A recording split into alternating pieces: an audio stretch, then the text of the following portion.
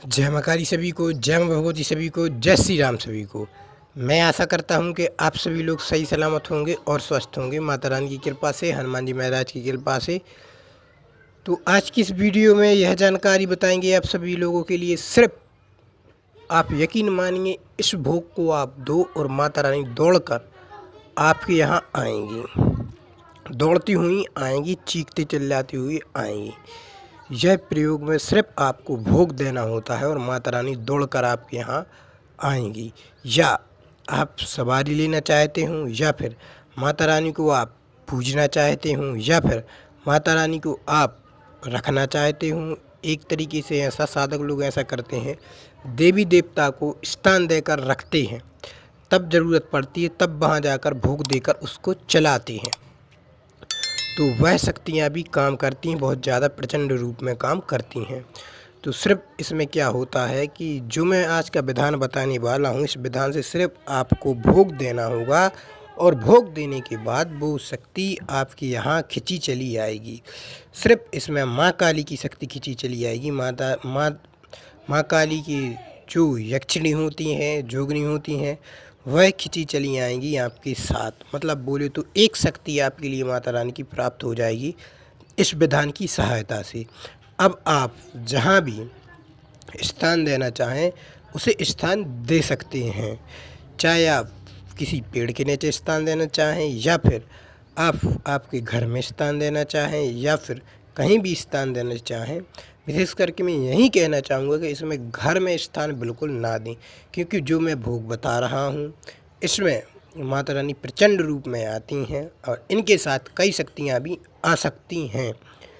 आ सकती नहीं, आ ही जाती हैं। जो माता रानी के साथ चलती हैं, जो शक्तियाँ, वो सारी शक्तियाँ इस मंत्र की सहायता से, इस विधान की सहायता से वो आप तक आपसे संपर्क बना लेती हैं, संपर्क बना के रखती हैं। तो चलिए, जय माँ काली, जय माँ भगवती। यदि आपने अभी तक माता रानी के इस चैनल को सब्सक्राइब नहीं किया है तो सब्सक्राइब कर लीजिए, लाइक नहीं किया है तो लाइक कर दीजिए और नोटिफिकेशन अवश्य करके ऑन रखिए, ताकि मैं जब भी कोई भी वीडियो अपलोड करूं तो वह वीडियो सबसे पहले आप तक पहुंच सके। तो जय माँ काली, चलिए करते हैं आखिर पर विधान कौन सा है। विधान के कुछ नियम हैं। इसमें आपको क्या करना होगा, विशेष करके साफ शुद्ध तरीके से आपको रहना होगा। साधना कोई सी भी हो, तामसिक हो या फिर सात्विक हो, आपके लिए शुद्ध ही रहना होगा।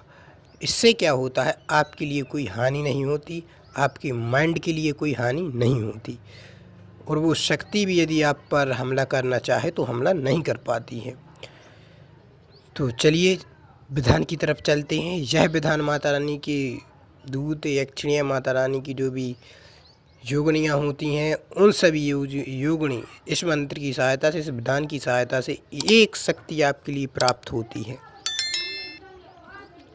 तो चलिए आपको क्या करना होगा। विशेष करके आपके गुरु हैं तो ठीक बात है, यदि गुरु नहीं है तो इसमें आपके लिए माँ काली को गुरु मानकर एक माला माँ काली के मंत्र की अवश्य निकाल लें। यदि गुरु नहीं है तो, या फिर शिव भगवान को गुरु मानकर एक माला अवश्य निकाल लें।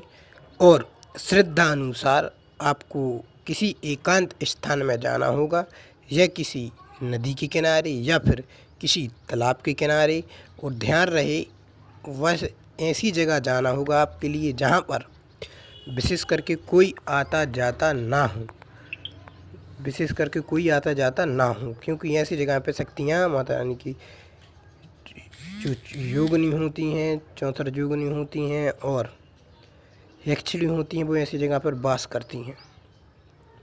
तो आपके लिए क्या करना होगा, वहीं पर जाना होगा। जाने के बाद इस जो मैंने विधान बताया है कि एक मंत्र निकालना है आपके गुरु मंत्र की, या फिर गुरु आपने धारण करके नहीं रखा है तो आप इन सभी की निकाल सकते हैं। तो विशेष करके एक माला निकालने के बाद आपको एक बोले तो उपला जलाना है, और जलाने के बाद कोई घी की आहुति उसमें डालनी होगी। विशेष करके आपको आध घंटा तक घी की आहुति डालनी होगी माता रानी के नाम से, आप या फिर आपके गुरु मंत्र के नाम से। तो इससे क्या होगा, और माता रानी से प्रार्थना करनी होगी कि हे माता रानी, मैं आपके लिए ले जाने आया हूँ, तो आप कृपया करके मेरे साथ चलिए। जनहित जन कल्याण के लिए मैं काम करना चाहता हूँ, तो चलिए काम कीजिए। या फिर जो भी आपकी समस्या हो आप उससे बताकर, माता रानी को बताकर, माता रानी की अक्षणियों को बताकर, माता रानी की जुगणियों को बताकर आप उनसे कह सकते हैं कि आप मेरे साथ चलें। तो आप देखेंगे कि स्वतः ही कि आपके लिए महसूस होने लगेगा कि हाँ, वो माता रानी की दूत, माता रानी की अक्षिणियाँ आपके साथ आई हैं। और आपको स्थान देना होगा।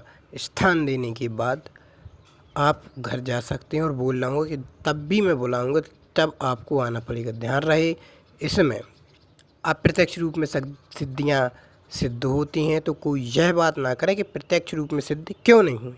इसमें अप्रत्यक्ष रूप से सिद्धियाँ सिद्ध होती हैं, और अप्रत्यक्ष रूप से भी सिद्धियाँ खतरनाक काम करती हैं। नींबू उठाना हो गया, लौंग लहसुन द्वारा पूछा हो गया, या फिर किसी भी प्रकार की जो चमत्कार से रिलेटेड साधना होती हैं, इस विधान की सहायता से आप कर सकते हैं। इसमें सिर्फ एक मंत्र लगता है, तो वो मतलब जो चमत्कार दिखाने के लिए मंत्र लगता है। तो जो भी साधक लोग इस विधान से किसी भी साधना, चमत्कार दिखाने की साधना करना चाहता हो, तो वो भी संपर्क कर सकता है।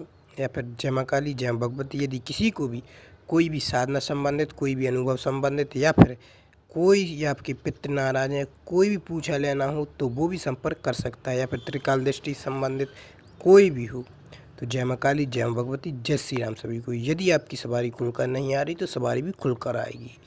जय माँ काली, जय माँ भगवती, जय श्री राम सभी को।